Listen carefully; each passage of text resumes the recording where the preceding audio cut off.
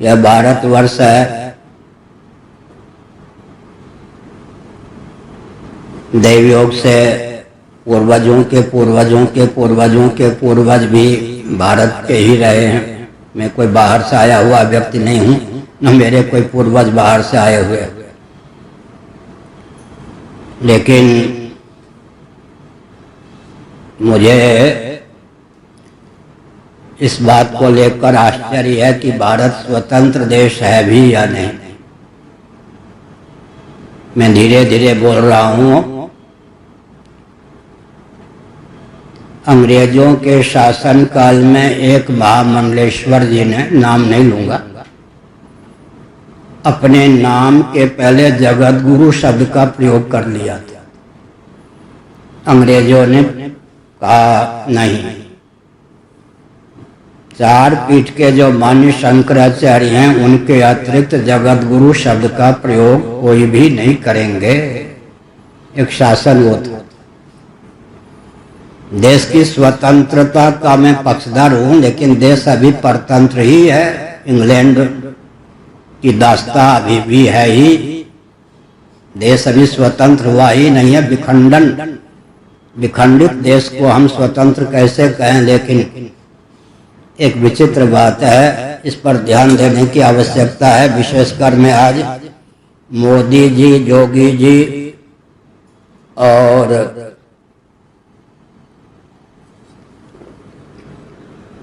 मोहन भागवत जी को लक्ष्य में रखकर बोल रहा हूं, बड़े लाड़ प्यार स्नेह से। तीनों मेरे परिचित हैं। मुझे कोई कष्ट नहीं है। जो उज्जवल इतिहास की संरचना करता है उसके वो चुनौतियां आती ही हैं। मैं तो किस खेत की मूली हूँ। भगवान भी जब स्वयं रामकृष्ण के रूप में अवतीर्ण होते हैं, जितना ऊंचा अवतार होता है, जन्म होता है, उतनी ऊंची उनके सामने चुनौती भी आती है। ये ऐतिह्य तथ्य है, इस बात को मैं अच्छी प्रकार जानता हूं। लेकिन प्रश्न यह उठता है कि यह स्वतंत्र भारत है और संत वेश में आदित्यनाथ जोगी जी हैं और 28 साल से मेरे परिचित हैं। एक वर्ष में जब से मुख्यमंत्री हुए हैं, एक बार अवश्य मेरे पास कहीं न कहीं प्रयाग आदि में मिलने आते हैं। एक आतंकवादी आसाम के पूर्व या वर्तमान, वो लोग जाने, मुख्यमंत्री को लेकर मथुरा आया।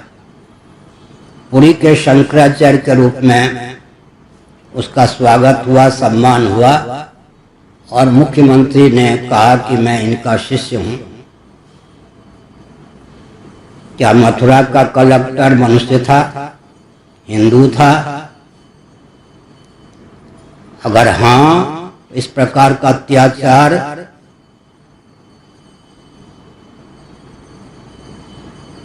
आदित्यनाथ जोगी के शासन काल में क्यों हुआ?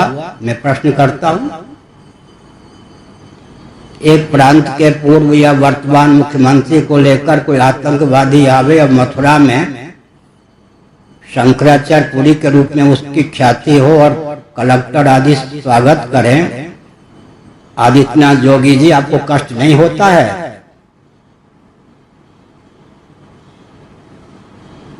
मेरे सामने आप बैठे थे, मैंने एक पत्र लिख के दिया था, मेरे सामने आपने पढ़ा, बाद में टिप्पणी कर दी कहीं जाके कि समझ में नहीं आया। एक आश्रम का मैं ट्रस्टाधिपति था। एक दाना और 1 रुपये से मेरा कोई मतलब नहीं, मैं किसी का शोषक नहीं। उस आश्रम पर कलेक्टर की सहभागिता से आपके शासनकाल में आतंकवादी के समान एक आचार्य ने कब्जा कर लिया कि आपको मालूम नहीं है? मैंने स्वयं बताया था आपको। मोदी जी, मैं याद दिलाता हूं, आप भूल गए होंगे। पुरी के एक महापात्र, जब आप गुजरात में मुख्यमंत्री थे, पुलिस के सबसे बड़े अधिकारी थे।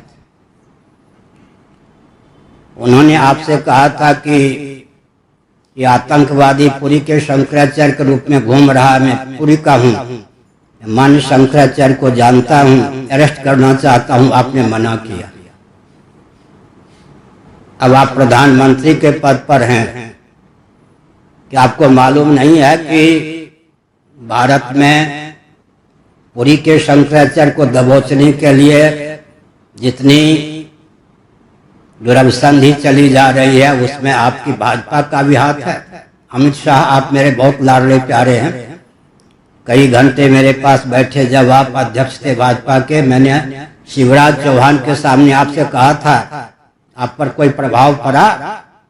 इसका अर्थ है कि पुरी के शंकराचार्य को यातना देने के लिए आप लोगों ने व्यूहरचना की है। माना कि कांग्रेस के शासनकाल में रामालय ट्रस्ट में हस्ताक्षर न करने के कारण बाकी जो प्रामाणिक शंकराचार्य मानते हैं उन्होंने इस आतंकवादी को प्रश्रय दिया था मेरे विरोध में, वो दया के पात्र हैं। लेकिन कांग्रेस ने जिस अत्याचार को जीवित किया उस पर आप पोषक बन के तैयार हैं, आप शासन करने योग्य हैं 2 दिन भी। तो शंकराचार्य परंपरा प्राप्त कोई शंकराचार्य उज्जीवित न रहे, उसको हर प्रकार से यातना दी जाए, क्या ये शासन है? मुलायम सिंह जी, आप जीवित हैं, ध्यान दीजिए अपने पाप पर। आपने 4 आतंकवादियों को शंकराचार्य बना के घुमाया था अपने शासनकाल में। मैं शंकराचार्य के पद पर हूं, मैं मुख्यमंत्री नहीं बनाता, प्रधानमंत्री नहीं बनाता। आपको किसने अधिकार दिया कि शंकराचार्य बनावे? लालू यादव जेल के शिकंजे में हो, ध्यान रखो, तुमने 4 शंकराचार्य को बनाया था। ये मुख्यमंत्री लोग भूतपूर्व वर्तमान शंकराचार्य बना के घुमाते हैं और सबके सब मिलकर के पुरी के शंकराचार्य को यातना देने के लिए। यहाँ के मुख्यमंत्री सुन लो, आपके शासनकाल में आसाम का मुख्यमंत्री लेकर वही व्यक्ति आया था कि ये पुरी के शंकराचार्य हैं। आपने क्या किया? हर प्रकार से पुरी के शंकराचार्य को यातना देने का प्रकल्प चल रहा है। मेरा अपराध क्या है? मैं आपकी दास्ता नहीं पालता। शासन तंत्र की दास्ता पालने वाला शंकराचार्य होगा? शासकों पर भी शासन करने का यह पद है। 1000 आप जैसे प्रधानमंत्री, मुख्यमंत्री, भूतपूर्व, वर्तमान कोई भी दमन नहीं कर सकते, लेकिन आपका इतिहास कलंकित हो रहा है। अगर आप में सचमुच में साधुता है, आदित्यनाथ जोगी जी, साधु वेश को सुरक्षित रखिए। मैं आपके गुरुजी से भी परिचित था, उनके गुरुजी से भी परिचित, ये भी मैं कह देना चाहता हूँ। आपके गुरुजी के गुरुजी का भी प्रवचन मैंने फिरोजाबाद में संत वेश में सुना था। आप भी मुझे जानते हैं बहुत अच्छी तरह से। अगर आप साधुता के पक्षधर हैं तो उस मुख्यमंत्री को कहिए कि तुमको कैसे साहस हुआ कि हमारे शासनकाल में आकर आतंकवादी को तुमने शंकराचार्य के रूप में ख्यापित किया, उस कलेक्टर को जेल में डाल। आपके शासनकाल में हमारे एक आश्रम पर कब्जा कलेक्टर ने करवाया, आप चुपचाप देखते रहे। अब उसी मथुरा में जाकर एक आतंकवादी को पुरी के शंकराचार्य के रूप में ख्यापित किया गया। उपहास की बात है। नकली पोप नहीं है, नकली दलाई लामा नहीं है। दलाई लामा जी मेरे बहुत आस्था के पात्र हैं, वो उनकी आस्था का पात्र भी मैं हूँ। बहुत अच्छा घनिष्ठ संबंध है, मिलना जुलना न होने पर भी उनका हाथ से लिखा हुआ हस्ताक्षर युक्त पत्र भी मेरे पास है। आप में साहस हो तो एक नया देखिए, चीन ने कूटनीति का अवलंबन लेकर एक नया दलाई लामा बनाया था, चीन सफल नहीं हुआ। भारतवर्ष में या विश्व में दलाई लामा नकली नहीं है, पोप नहीं है। आप शंकराचार्य नकलियों को प्रोत्साहन देते हैं मेरे विरोध में।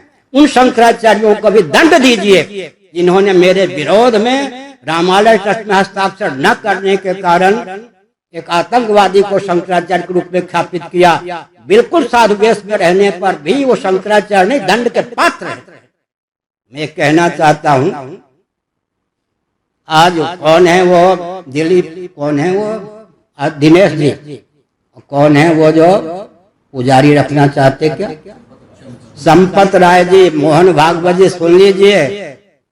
अगर मैंने रामालय पर हस्ताक्षर कर दिया होता तो मोदी जी आप भी सुन लीजिए, रामलला के मंदिर बनाने के लिए शिलान्यास का आपको अवसर मिलता, नरसिंह राव के शासनकाल में ही मंदिर बन गया होता, कुछ दूरी पर या आमने सामने मस्जिद बन गई होती। उस व्यक्ति को यातना दे रहे हैं जिसके नाम पर कूद रहे हैं। अगर मैंने हस्ताक्षर कर दिया होता मोदी जी, आज राम जन्मभूमि को लेकर आपकी क्या सहभागिता है, क्या आपका हाथ है? यातना सही हमने, आप नाम कमाइए, खूब कमाइए, लेकिन आपको जो गौरव मिल रहा है किसके कारण? अगर मैंने हस्ताक्षर कर दिया हुआ होता तो नरसिंह राव के शासनकाल में ही जो होना था हो गया होता।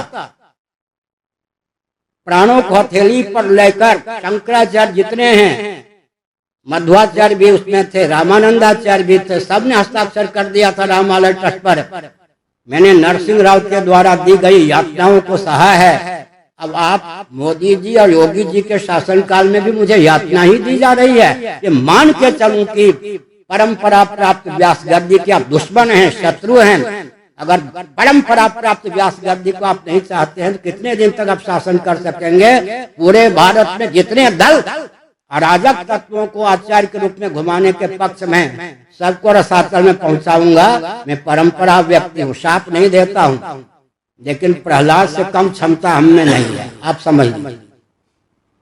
प्रहलाद जी देवर्षि नारद के शिष्य थे, मैं मानता हूँ। प्रहलाद जी देवर्षि नारद के थे तो मैं भी सत्याग्रह के मार्ग पर ही चलता हूँ।